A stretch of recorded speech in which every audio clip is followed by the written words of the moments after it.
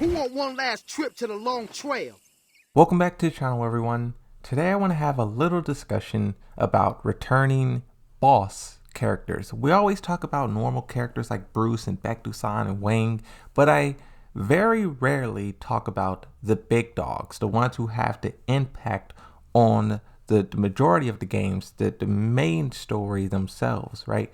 I think Jun Kazama showing up in Tekken 8 is a very, very interesting thing. You have a character who's been out of the game for 27 years, and also a character who is said by Harada multiple times that they are unpopular. So the fact that they're bringing her back means that anything can happen in Tekken 8. Unpopular characters, characters who we haven't seen in almost 3 decades, anything can happen in Tekken 8. And with that potential, a lot of people are excited. A lot of people, that potential is kind of turning into expectations. Now, you know, the characters that I play, the characters that I love to watch and whatnot, I think they all will be there, right? Yoshimitsu, Dragunov, Brian Fury, Jin, Kazuya, like the characters that I really fell in love with are all pretty much going to be there. But also, too, there's some characters who I feel like maybe should not be there.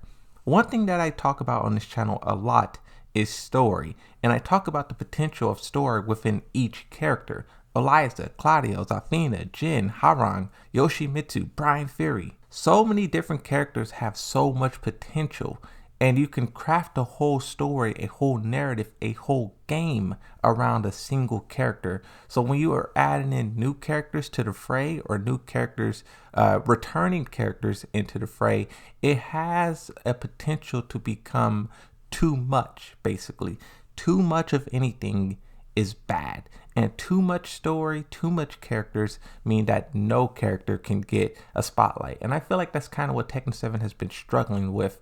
So many characters, they don't know what to do with some of them. Let's focus a little bit more on Ogre, on Jinpachi. Unknown, you can even throw her into the mix. And also, I guess, let me just talk about Akuma real briefly. Akuma, I bet $100 Akuma will not be in Tekken 8. He probably will be mentioned like, oh wow, where did Akuma go? What happened? But then that's it. I do not see him being playable or even showing up in the story, because first off, Harada said there's no guest characters as of yet. Two, the reason why I think he would just disappear and not be killed is because Capcom will not allow it. Capcom is very picky with how their characters are portrayed. The same with any company who's trying to maintain a brand, a image, right? So Akuma, I think he would just disappear, he would just vanish, and then poof, he's gone. But Jun Kazama returning, you have to wonder if they will also bring back Ogre, because those two characters, their story is intertwined with one another. Yes, like when you really dissect the story, Ogre is off doing his whole thing. He has his own different objective and goals and what he wants to accomplish. But just considering what he did to Jun Kazama, how he took her from Jin, he changed everything.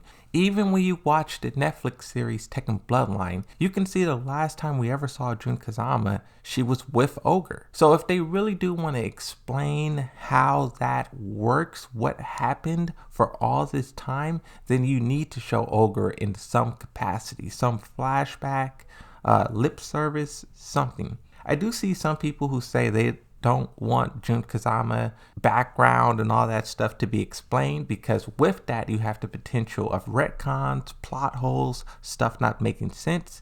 And this is why I kind of say maybe Ogre shouldn't return as well. Now, when you talk about Ogre returning as the big bad boss of the whole game, no way. Absolutely not. But where I'm viewing it is like, will he play some kind of role? Will he show up in any capacity? This is more so a personal thing with me, but I like that each individual game has its main like boss. Even though it does kind of create some plot holes and stuff like that, I do like that Tekken 3 was Ogre, Tekken 5 was Jinpachi. And also too, like the tag games, that is unknown. And I think when you start blending all this stuff and you start reaching all around, and it kind of lessens the impact of what those moments meant. if you get what I mean. Like, I think there's way they can enhance them and they can make it more, they can make it better. But I think when you try to recapture that same glory from way back in Tekken 3 over and over and over, I'm not saying that's what they're doing with Tekken 8, but I'm just saying if that's what they were to do, it can come off as really, really bad. Like, one thing that I've been stressing so much about Tekken 8 is it being a new experience. And I don't know if it's because I've been playing Tekken 7 for 7 years or if it's just like this is really how I feel. I just don't know. It's hard to tell. But I really want every aspect of Tekken 8 to be different, to be better. And that kind of goes with the characters, the themes of the story, the elements, what they present to us as players, right? Now everything that I'm saying about Ogre, keep in mind, is kind of related to story. If we were to flip and talk about gameplay, what this character can mean in a gameplay, go online, in ranked player match, it's kind of a different discussion there. When you focus on the topic of story, I think there's a lot of things that the fans want to know about Ogre and things that we never really got a resolution to, right? His battle with Jun Kazama. Another thing is, why was Ogre going around and collecting all of this power from fighters? That's something we never knew. And I think something like that would be cool to know, but anything further than that, I kind of see it as taking away from Kazuya, taking away from Jin, the Devil Gene. Jun Kazama. Now, gameplay. Ogre is a character who is a combination of many characters, many things. This guy is a true god of fighting, as true to the title as a character can be. If Ogre was to be playable on the roster, I think a lot of people would celebrate, but I wonder what his balancing will look like. Tekken 7 is a game that struggled a lot with balancing of certain characters. And when you have a character like Ogre who has, all the tools, all the attacks, I wonder if he'll come off feeling as like maybe a Leroy Smith, maybe a all-rounded, well-rounded character, or if he will kind of feel like a Yoshimitsu, like a Lei. So Ogre has everything, right? He has every tool.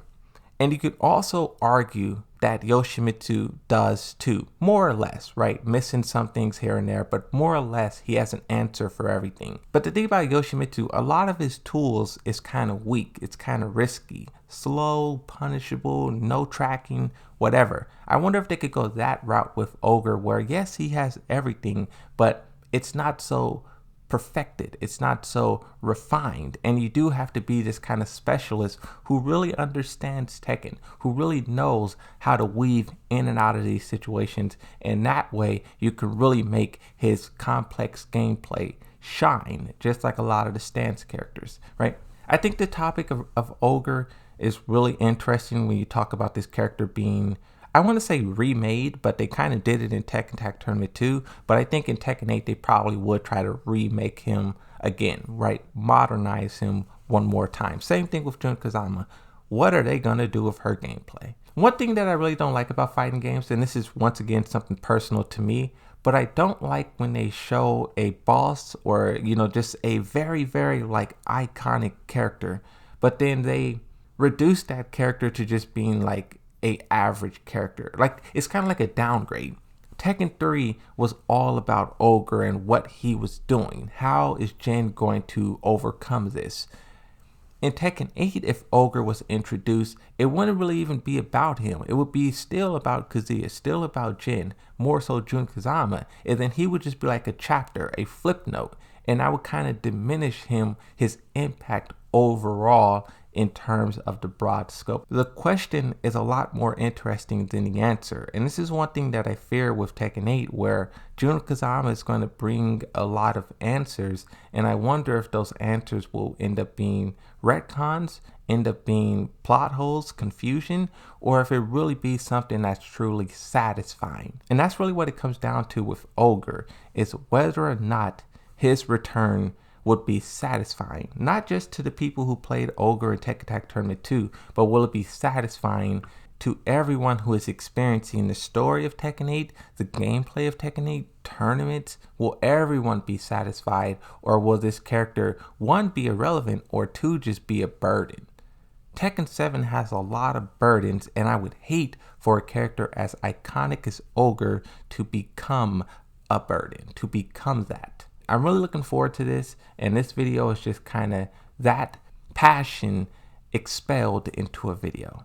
Thank you for watching. I'll see you in the next one, and bye-bye.